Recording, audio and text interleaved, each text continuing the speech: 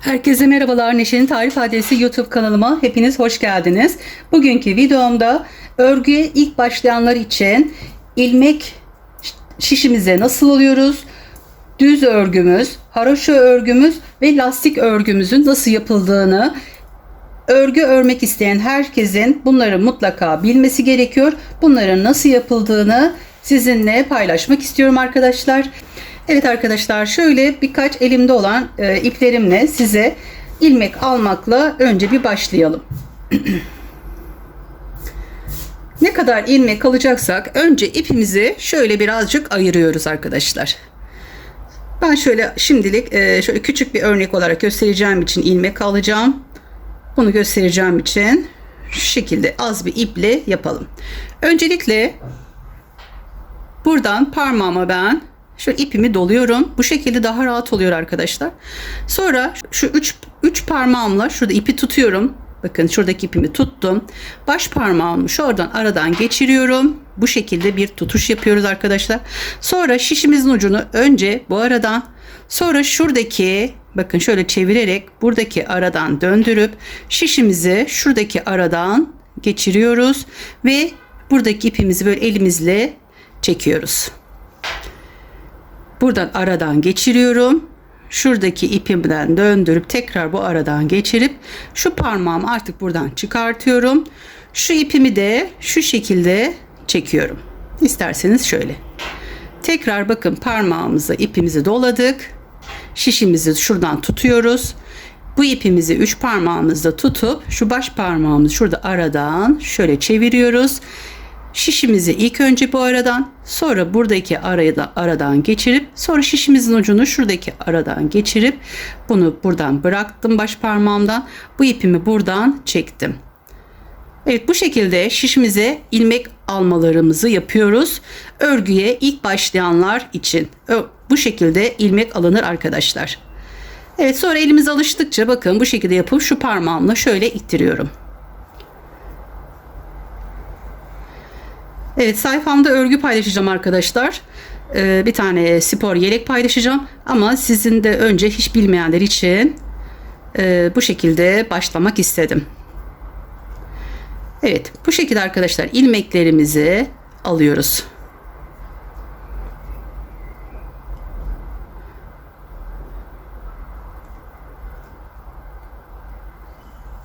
Sonra şuradaki ipimi ben şöyle bir kere bir düğüm yapıyorum. Şuradan bir kere geçirdim, sıkıştırdım ve parmak dolayarak ben yapıyorum arkadaşlar. Bu şekilde parmağıma doladım. Diğer şişimi aldım. İlmeklerimizi bu şekilde aldık. Sonra ilk haroşayı göstermek istiyorum. Haroşa ters örgü arkadaşlar.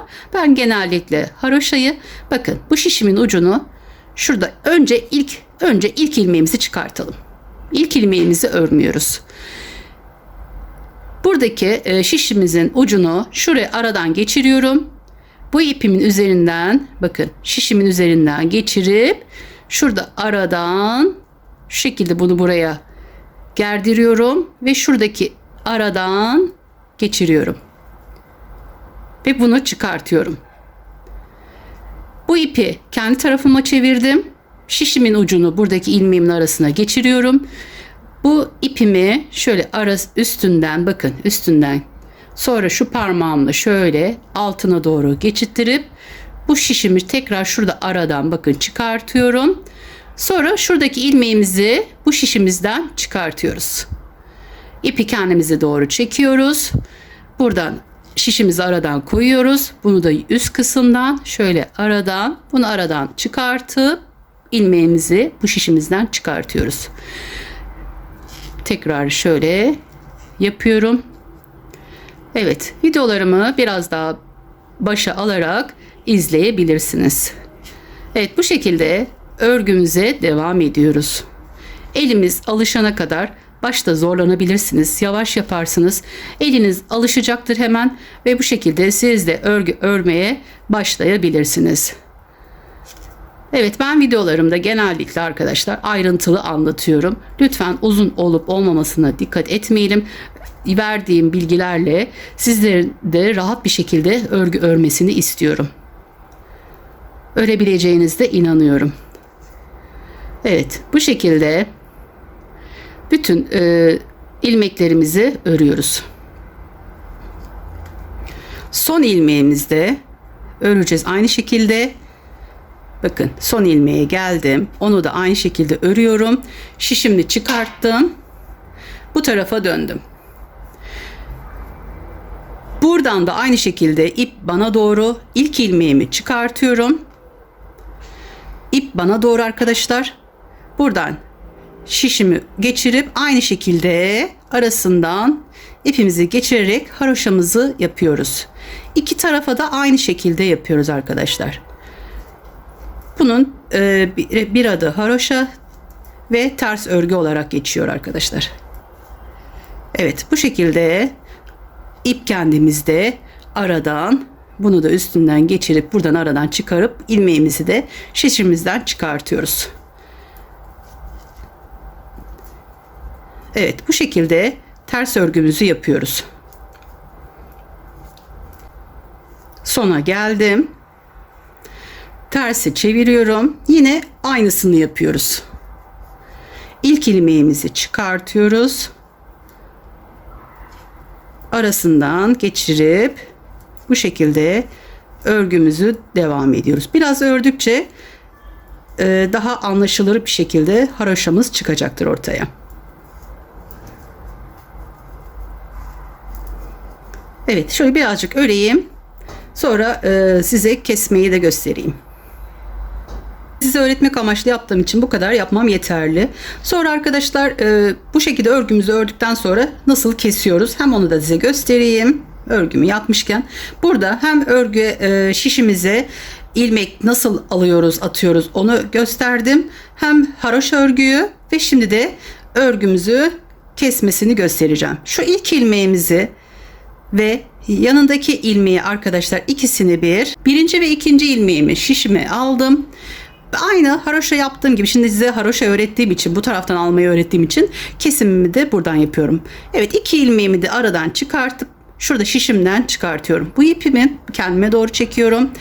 Buradaki ilmeğimi tekrar buradaki şişime geçiriyorum ve geçirirken hem yanındaki ilmeğimi de alıyorum.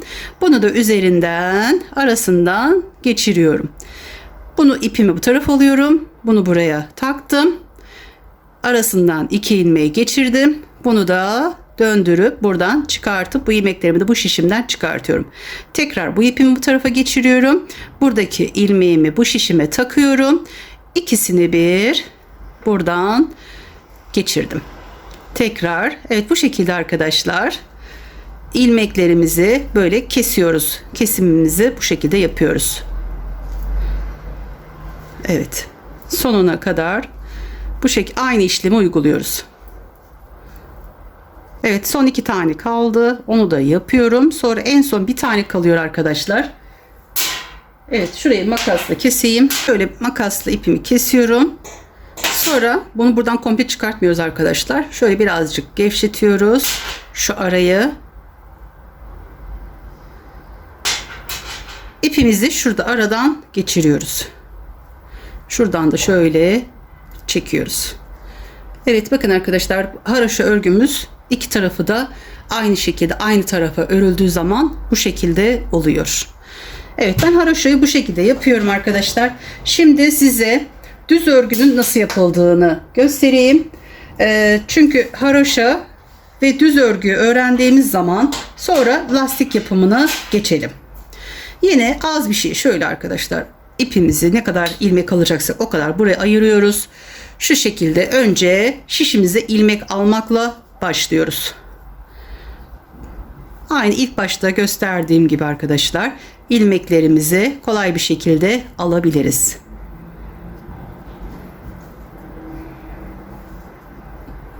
Evet, videomu tekrar başa alıp ilmek almaya da bakabilirsiniz. Yine ipimizi buradan aradan geçirip bir düğüm yapıyoruz. Evet, haroşayı yaptık. Şimdi düz örgü arkadaşlar. Düz örgü için ben şöyle yapıyorum. Şurada aradan geçirip ilk ilmeğimizi çıkartıyoruz. İkinci ilmeğimizi Bu sırayı arkadaşlar ilk sıramı ters olarak örüyorum. Biraz önce size öğretmiş olduğum bu ters tarafı da genellikle kullanıyoruz haroşayı. O yüzden burada bütün ilmeğimi ters olarak yapıyorum. Düz örgüde gayet kolay.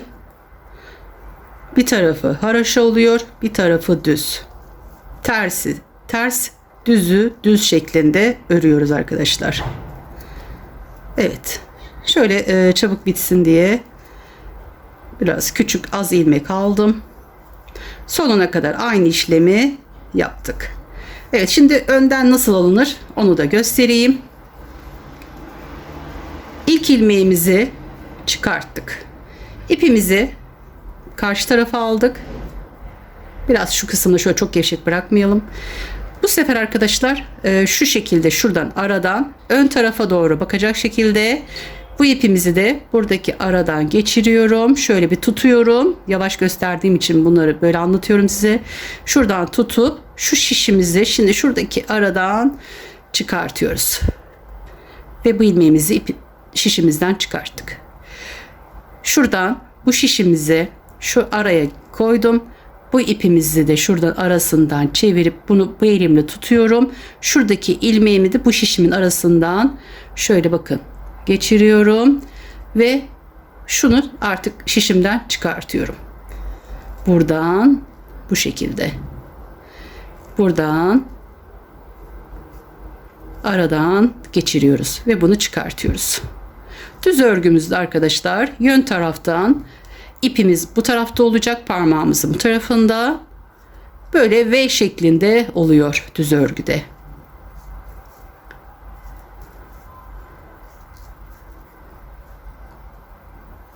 En son ilmeğimizi de tersten yapıyoruz arkadaşlar. Bu tarafa alıyorum.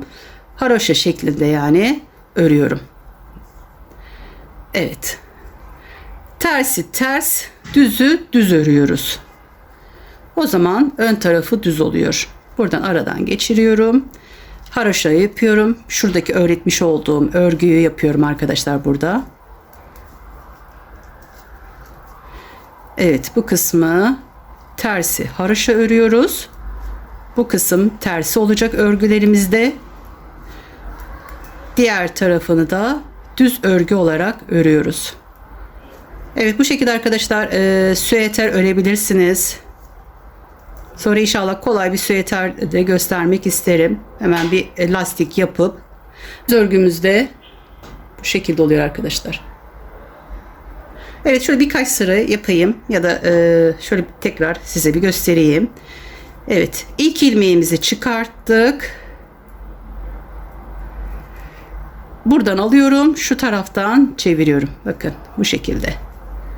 Buradan şişimi koyuyorum. Şu ipimi buradan aradan yürütüyorum. Bunu buradan tutup şurada aradan geçiriyorum. Evet. Bilenler bilir. Yeni başlayanlar zorlanabilirsiniz arkadaşlar ama yaptıkça alın benim gibi böyle küçücük örnekte yapmaya çalışın.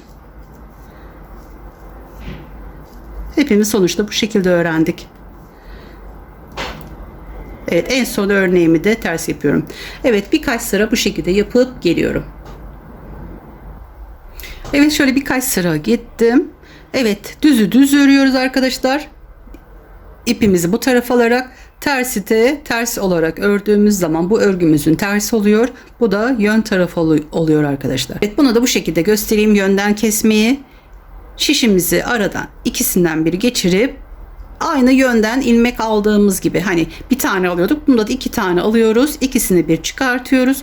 Burada bir tane ilmeğimizi geri takıyoruz şişimize ve yanındaki, evet, hem yönden hem tersten bu şekilde örgümüzün şu kısmını ayarlayarak yapıyoruz arkadaşlar.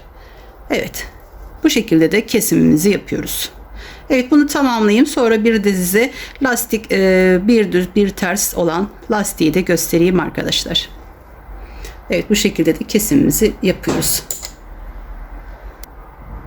Kesme işlemini tamamladım. Makasımla şöyle ipimi kesiyorum ve kestiğim yerden şurada aradan geçirip bunu buradan bu şekilde çekiyorum arkadaşlar. Evet, haroşa örgümüz bu şekilde oluyor. İki tarafı haroşalı örgümüz. Bu da düz örgümüz arkadaşlar. Evet, şimdi lastik yapımını da sizinle paylaşayım. Bunun için evet, şöyle az bir sarı ipim varmış. Bununla da size lastik yapımını göstereyim arkadaşlar. Yine her zamanki gibi önce bir ilmeklerimizi şişimize alıyoruz. Bu ipim de bayağı inceymiş ama evet, şöyle belirgin olsun diyerek tercih ettim.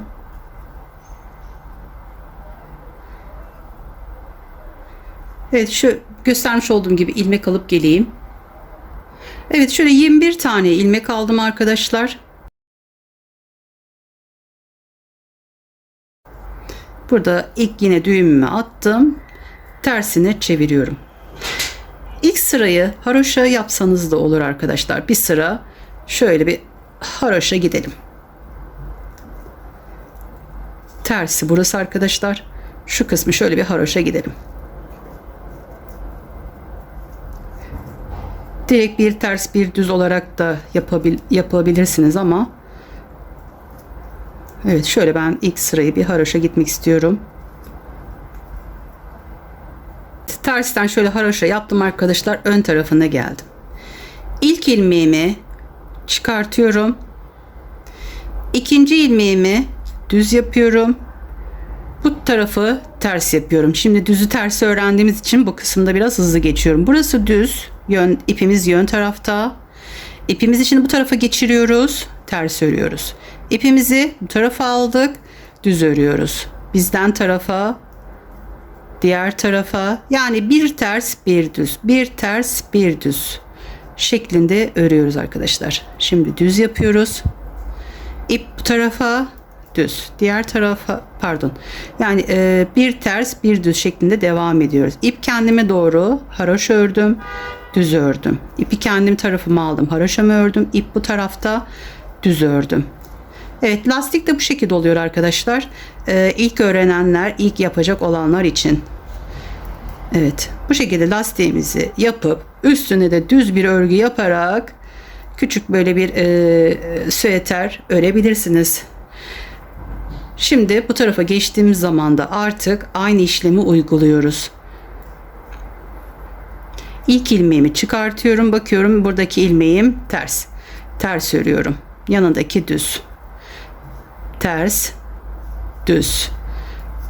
Ters, düz. Evet, bu şekilde ters düz yaparak örneğimizi, tekniğimizi öğreniyoruz arkadaşlar. Lastik çalışmamızı bu şekilde yapıyoruz. Bir ters, bir düz, bir ters, bir düz. Sonra bunlar da arkadaşlar çift lastik olarak iki ters, iki düz, iki ters, iki düz şeklinde de yapılabilir. Evet, bu şekilde bir ters, bir düz yaparak lastiğimizi kolay bir şekilde yapıyoruz arkadaşlar. Şöyle birazcık yapayım, sonra kesme işleminde hem nasıl olduğunu size de göstereyim. Evet arkadaşlar, bu da lastik örgümüz. Bir ters bir düz. Bakın, ön ve arka aynı oluyor arkadaşlar. Evet arkadaşlar, bu şekilde haroşa örgümü yaptım. Bakın, ters, iki tarafı da aynı yapılıyor. Evet, yeni yapan arkadaşlarım inşallah faydalı olabilmişimdir. Bu da arkadaşlar bir ters bir düz yaparak örgümüzün lastik kısmını oluşturmuş oldum. Bu da bu şekilde yapılıyor. Evet, örgüye bu şekilde başlıyoruz arkadaşlar. İnşallah videomu beğenmişsinizdir. Beğendiyseniz beğen tuşuna ve güzel yorumlarınızla da kanalıma destek olabilirsiniz. Başka videolarda görüşmek üzere. Kendinize ve sevdiklerinize iyi bakın. Allah'a emanet olun. Hoşça kalın.